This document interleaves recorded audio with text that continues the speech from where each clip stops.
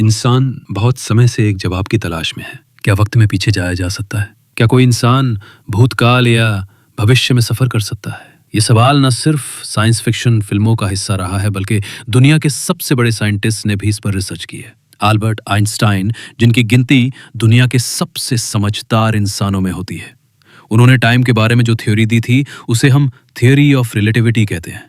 इस थ्योरी के मुताबिक अगर कोई चीज लाइट की स्पीड के करीब चले तो उसके लिए वक्त धीरे हो जाता है। यानी अगर कोई इंसान स्पेस में लाइट की स्पीड से जाए तो जमीन पर साल बीत जाएंगे, लेकिन उसके लिए सिर्फ कुछ घंटे गुजरेंगे। इसी को टाइम डायलेशन कहते हैं और यहीं से टाइम ट्रैवल का आइडिया आया। आज के दौर में भी ये कॉन्सेप्ट पूरी तरह पॉसिबल नहीं है, लेकिन साइंटिस्ट्स मानते हैं कि टाइम ट्रैवल थियोरेटिकली पॉसिबल है।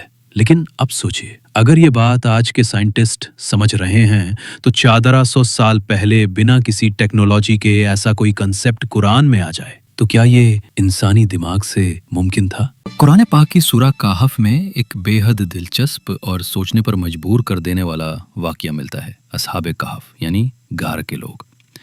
ये कुछ नौजवान थे जो अपने दौर के जुल्मी राजा से बचकर एक गुफा में छुप गए थे। अल्लाह ने इन्हें सुला दिया, लेकिन सिर्फ एक रात या कुछ घंटों के लिए नहीं, बल्कि 300 सालों तक। और जब ये उठे तो उन्हें यह भी नहीं पता चला कि इतने वक्त गुजर चुका है।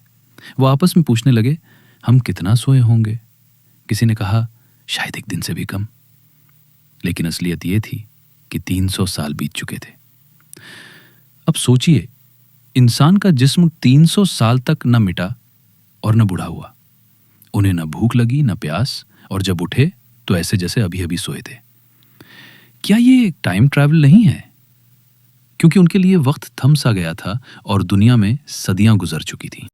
अब सोचने वाली बात यह है, क्या वक्त जैसी कोई चीज वाकई होती भी है, या फिर ये बस इंसान के दिमाग का बनाया हुआ एक इल्यूजन है, एक वहम? आज का साइंस कहता है कि टाइम एक डिमेंशन है, जैसे चौथी दीवार। लेकिन कुरान इससे भी आगे की बात करता है।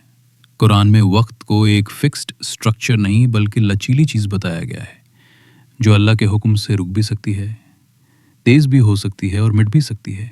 अब यहाँ सवाल ये उठता है, अगर इंसान फ्यूचर नहीं देख सकता तो कुरान फ्यूचर के इतने एग्जैक्ट विजुअल्स कैसे देता है? एक लाश समुद्र में तैरती मिलेगी। एक ऐसा दिन होगा जब लोग कहेंगे, हम तो बस कुछ पल रहे इस दुनिया में। एक ऐसी कौम थी जो 300 साल तक सोई रही, मगर उन्हें लगा बस एक दिन बीता। अब इससे क्या कहेंगे? Quantum mechanics, alternate timeline, time loops, या फिर टाइम ट्रैवल? मजे की बात यह है, आज दुनिया के बड़े बड़े थ्योरी देने वाले साइंटिस्ट भी मानते हैं कि टाइम एक इल्यूजन हो सकता है। आइंस्टाइन ने कहा था, the distinction between past, present and future is only a stubborn illusion. तो अब फैसला आपको करना है। आइंस्टाइन ने अभी थ्योरी दी, कुरान ने 1400 साल पहले उसका प्रूफ दिखा दिया।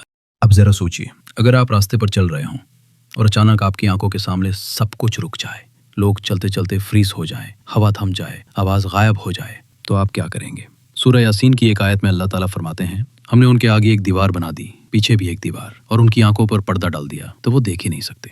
ये सिर्फ अंधे होने की बात नहीं है, ये है टाइम फ्रीज। एक ऐसा पल जब इंसान दुनिया में है लेकिन वक्त से बाहर है, उसे कुछ समझ ही नहीं आता कि हुआ क्या।